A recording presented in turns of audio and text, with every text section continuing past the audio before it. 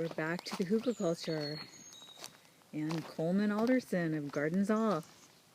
Hey everybody, good to be here with you again.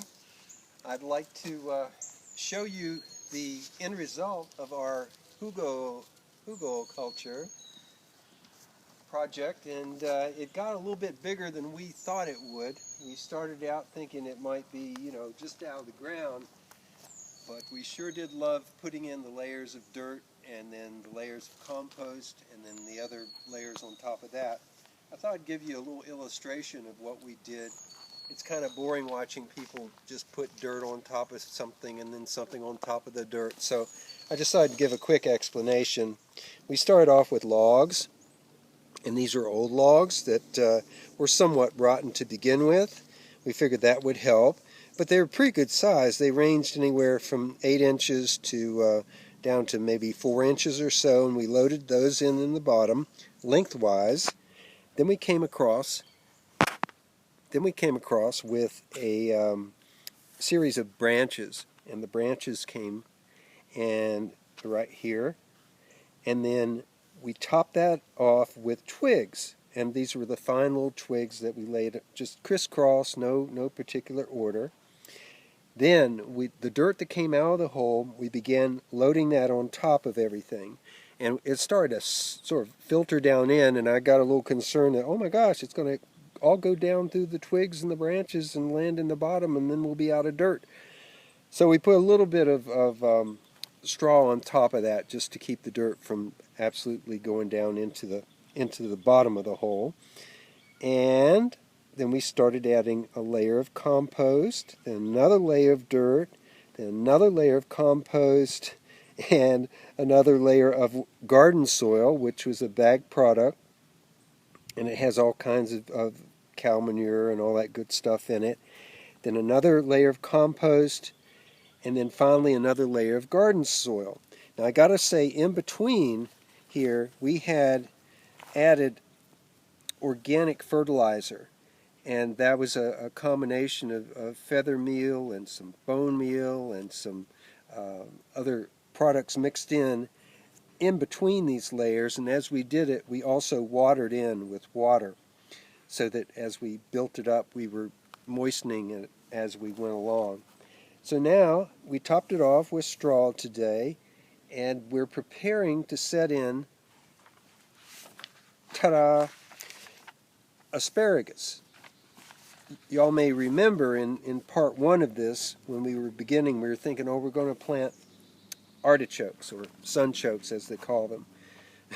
Well, I did a little research, and never garden in a hurry. I mean, we were trying to beat the rain and everything, so it's just a little sage advice, and we have to remind ourselves, don't garden in a hurry. Just take your time, because I discovered in researching that sunchokes are very invasive. Once you plant them, it's very hard when you harvest to get all of those little tubers out, and you have them like forever. So I've read a lot of warnings about that, and you really need to cordon them off. If I'd set them in here, they would have taken over the entire bed. So, it's useful to just wait a little bit and do some more research. Make sure you know what you're doing. Now, we are planting the artichokes. They're a perennial, and I'm a little late this year, so the crowns are a little bit weary from not being planted, and I hope they do come up, but we're going to make a slight trench along this line. I've already planted one line of them here along this line, so I'm going to plant maybe 10 or 11 or so right down this line near the top. And on the front side, this is exciting, we've been looking forever to get some dandelions going, and we're real happy we found these from the Baker Creek Heirloom Seeds Company.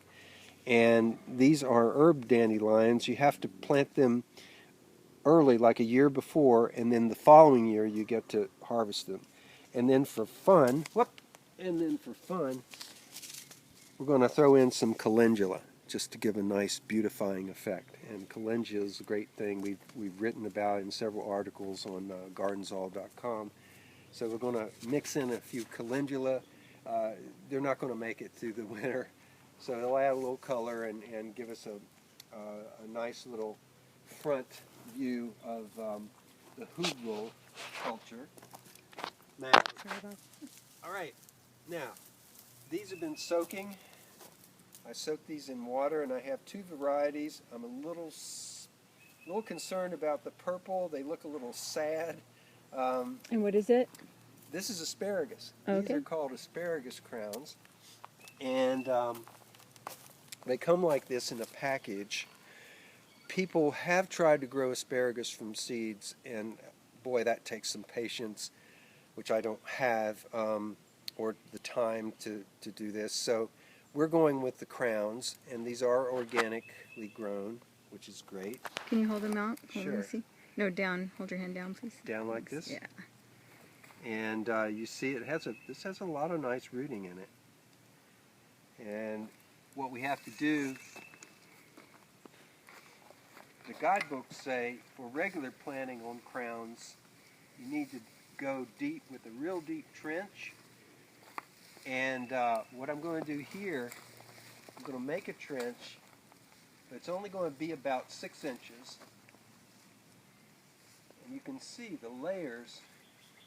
This black on top is a combination of the garden soil and the rich leaf compost and the fertilizer we mixed in. So this is trying to keep this a little bit flat.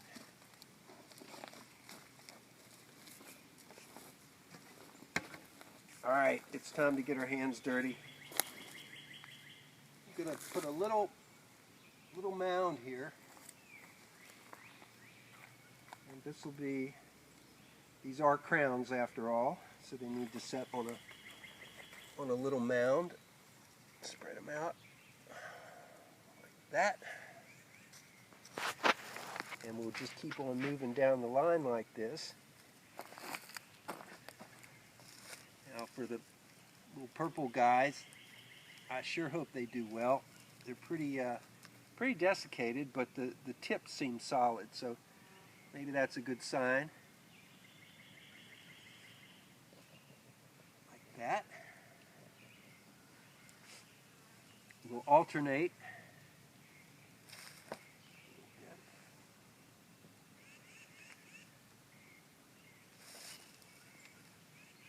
And by the way, I'm almost stepping on this bed, not quite, but close enough. I have my heel on the side support, trying to be careful not to smush the layers down there.